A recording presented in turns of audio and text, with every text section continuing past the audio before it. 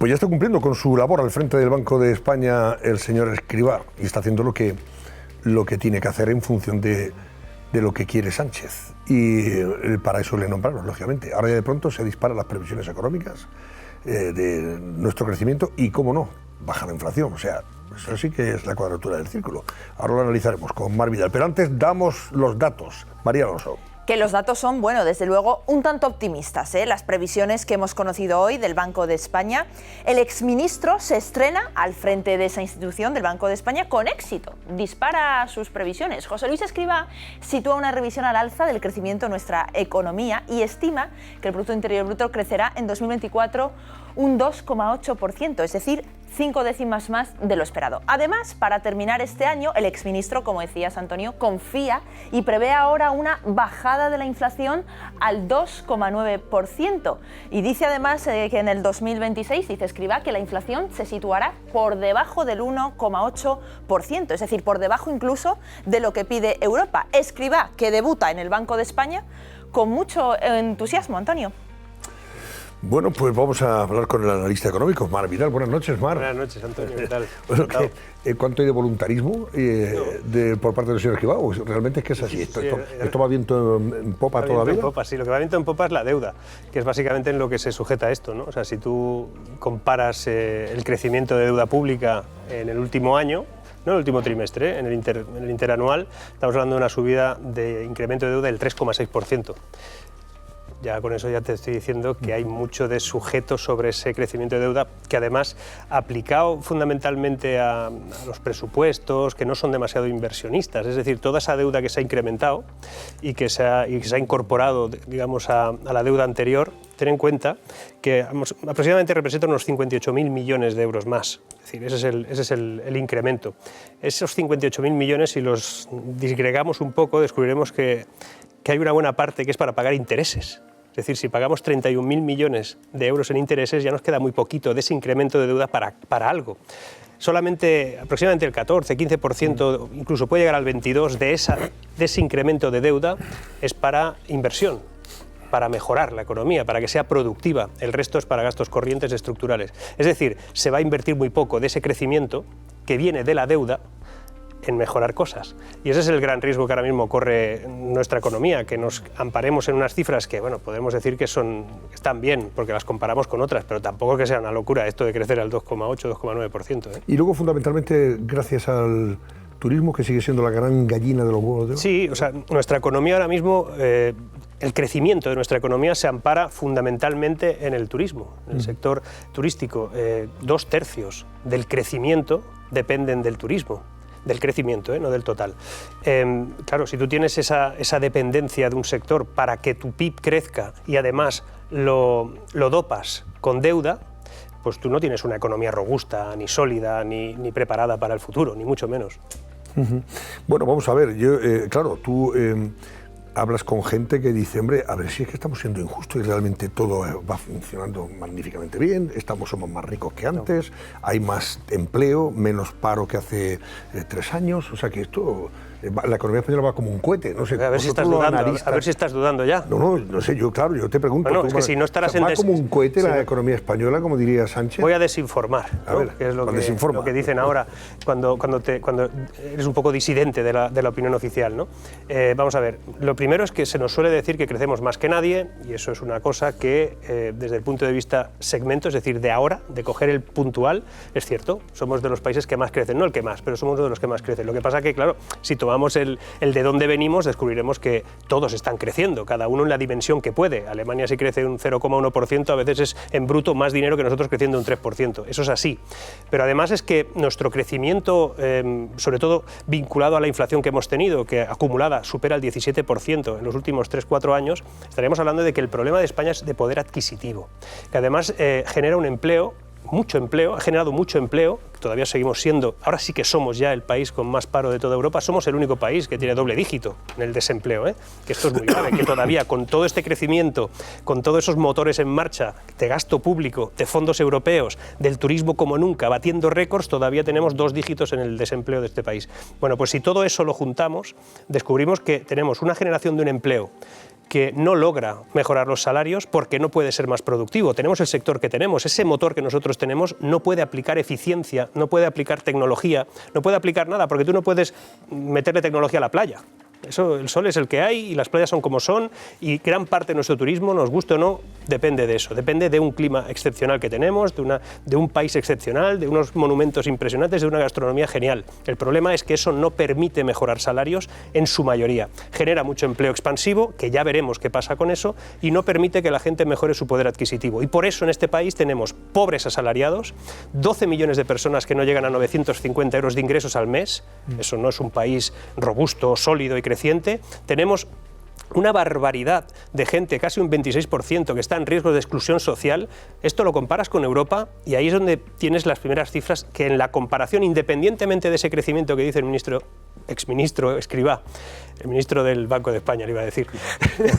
Gobernador. Pero bueno, se me ha ido ahí. Pero que es verdad que, a pesar de que esas cifras, pues hombre, siempre es mejor que te digan que vas a crecer al 2,8 que vas a crecer al 1,4. El problema es que crecemos por lo que crecemos. Repito, crecemos porque endeudamos este país. España no crece, España se endeuda, que son dos cosas distintas. Eso, si lo contemplamos a nivel familiar, lo entenderíamos muy rápido. Una familia puede ingresar más dinero, pero porque ha pedido créditos.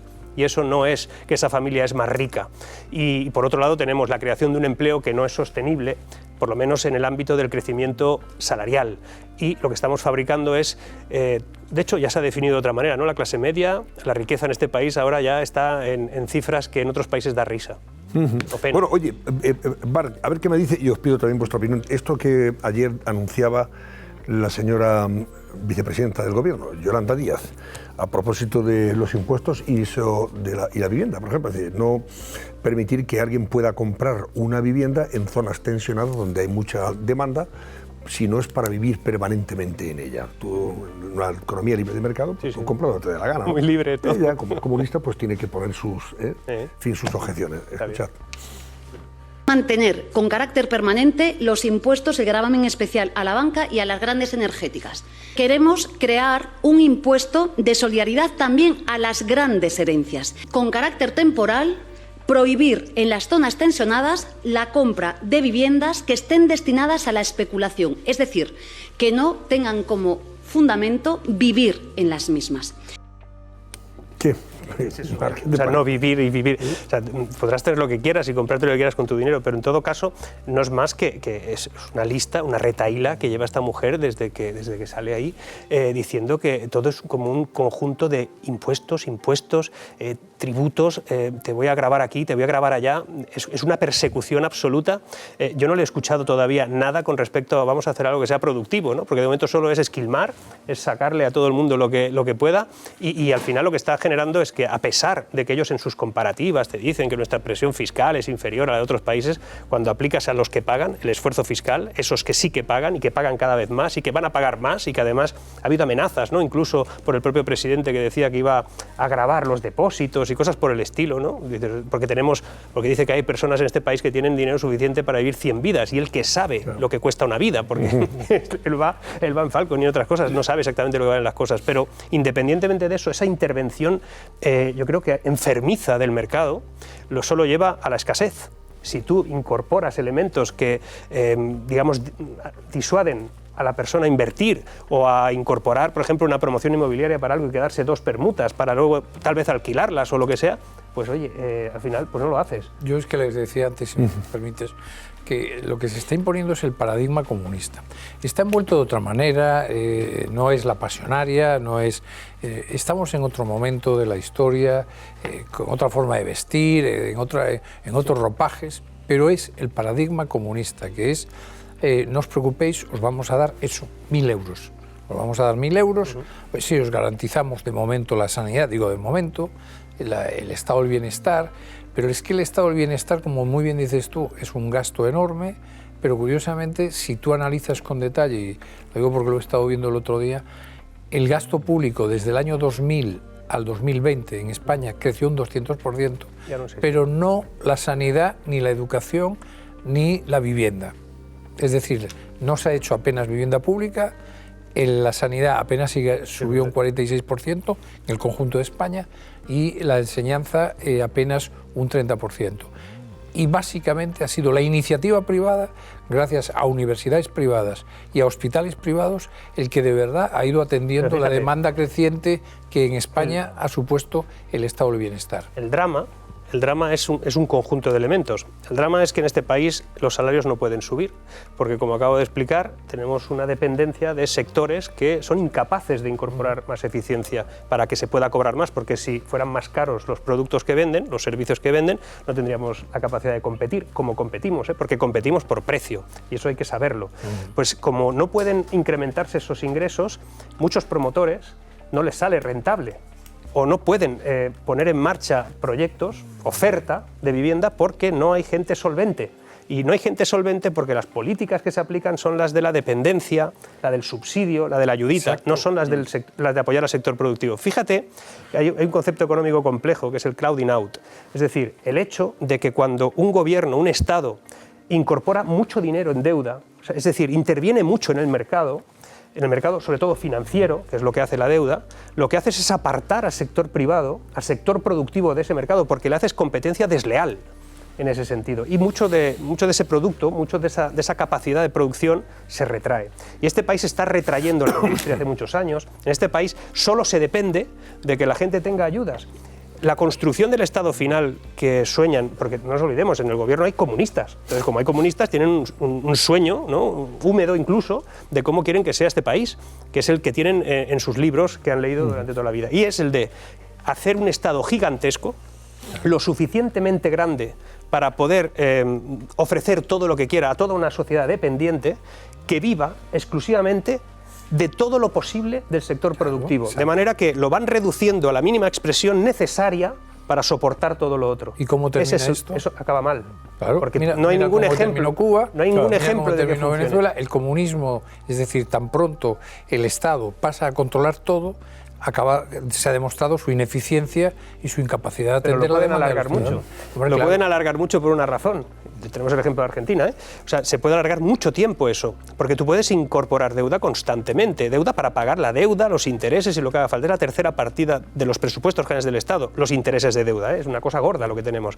Pues resulta que si tú incrementas eso continuamente, lo único que te pasa, lo único que se produce socialmente es que reduces la capacidad de inversión, reduces la capacidad de mejorar el sector productivo y además esquilmas de una manera mucho más contundente a quien produce. ¿Eso puedes mantenerlo toda la vida? Toda la vida no, pero muchos años sí.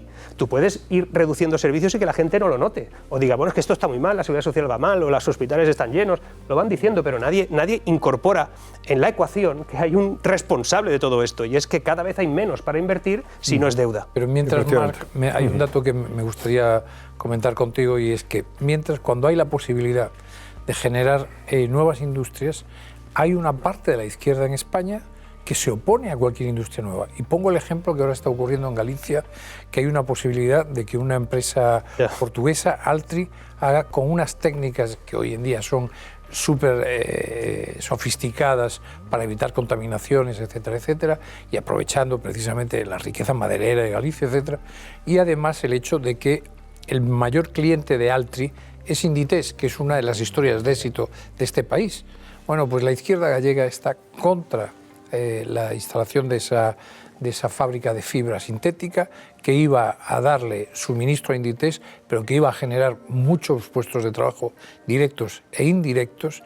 Y, por supuesto, el señor Sánchez se sumará a la oposición. Hay una tendencia europea de que no puedas mover una piedra, no vaya a ser que se extinga un escarabajo concreto, ¿no? O sea, es una cosa de locos lo que está pasando. Pero entonces, al final, es la decadencia, ¿qué nos pasa? Pues que sale el señor Draghi diciendo barbaridades, diciendo que va a crear dinero de la nada, otra vez, ¿no? Pero que el problema está en que Europa está fuera de la disputa global. Estados Unidos inventa, los chinos ya no copian tanto y Europa regula. Ese es el triángulo actual. Entonces tú, si solo regulas lo que hacen los demás, empiezas a no ser relevante. Y eso es lo que está pasando en Europa. Y España es un buen alumno de todo eso. Oye, una cosa breve. Marc, ¿qué te parece lo del plan para control de los medios, para conocer su financiación pública? Pues supongo yo que no se preocuparán porque un cliente determinado, una empresa determinada pueda poner publicidad, ¿no? Cualquier medio. Esto es Esto es hojarasca. Hojarasca. Es hojarasca. O sea, en todo el conjunto de cosas que han estado explicando, desde, pues, no sé, que es una reforma del reglamento del Congreso, que van a mirar los medios que tengan que ser transparentes en no sé qué, que incluso todo eso que hay, transparencia. Yo recuerdo una vez que, yo creo que creen poco en la transparencia. Yo una vez fui a ver a un cliente de mi empresa, fuimos a explicar cómo íbamos a transformar su compañía, y el hombre me dijo: quiero que me hables de transparencia, cierra la puerta. O sea, que no tenía ninguna intención, ¿no?, de ser transparente. Yo creo que aquí, detrás de todo esto, lo que hay es una orden, un plan más global que tiene que ver con la desinformación, es decir, con un concepto que ellos llaman desinformación y que esconde una potencial censura. Recordad que en el último World Economic Forum, en Davos, allí se dijo que el problema, la problemática más importante de la humanidad en estos momentos ya no era el cambio climático, oh sorpresa, tampoco era la pobreza global, oh sorpresa. Ahora el gran problema de la humanidad era la desinformación. ¿Por qué? Porque la desinformación ellos la incorporan a todo el mensaje digital, donde saben que el control es mucho más difícil. Y a partir de ahora los esfuerzos no son hacia los medios, los esfuerzos son hacia las plataformas, claro, esas que mantienen a los que generan contenido crítico o disidente hacia una verdad oficial. Y esa es la política. Fíjate que, por ejemplo, se ha sabido hace poco que en el Reino Unido hubo una reunión en 2021 entre lo que es el Departamento de Seguridad con también el Departamento de Estados Unidos, donde se estableció cómo se podía presionar a las plataformas para que las opiniones no fueran disidentes. Y las que seguro que han entrado por la olla son básicamente las de Meta, es decir, WhatsApp, Instagram y Facebook. Las que no entraron, Twitter, que ahora se llama X, o Telegram, están siendo fuertemente atacadas y buscando fuertemente mensajes para que se les pueda cancelar. Ese es el riesgo. Y el gobierno español lo que hace básicamente es seguir una tendencia para que, bajo el nombre de desinformación, se pueda censurar. ¿Quién define qué es desinformación? ¿Quién definirá la verdad absoluta? Incluso dicen desinformación política o incluso extremismo político. En el texto que han dicho hoy hay que vigilar el extremismo político. Y yo me pregunto, ¿qué es extremismo político? No, ¿El comunismo? ¿El fascismo? Claro, lo dice un señor que se llama Urtasun, que dice que el auge de la extrema derecha. Oiga, usted es de ultraizquierda. Usted es un ministro que además... Se puede ser ultra por allí. No, pero es una ultraizquierda, es claro. Es que además la ultraizquierda, por ejemplo, no tiene por qué ser antidemocrática, pongamos el caso, pero la ultraderecha tampoco. Lo que son antidemocráticos son otros extremos. Entonces, ¿hasta dónde llega ese extremo para ellos? ¿Dónde van a poner el límite? Eso es lo que preocupa, porque el límite será administrativo. Luego pasará o no a ámbitos legales, pero habrá un punto en el que podrán decir, a ese medio se acabó la publicidad institucional. Muy bien. Bueno, pues Mar Vidal, muchísimas gracias y buenas noches, Mar. Buenas noches a Tony y a todos.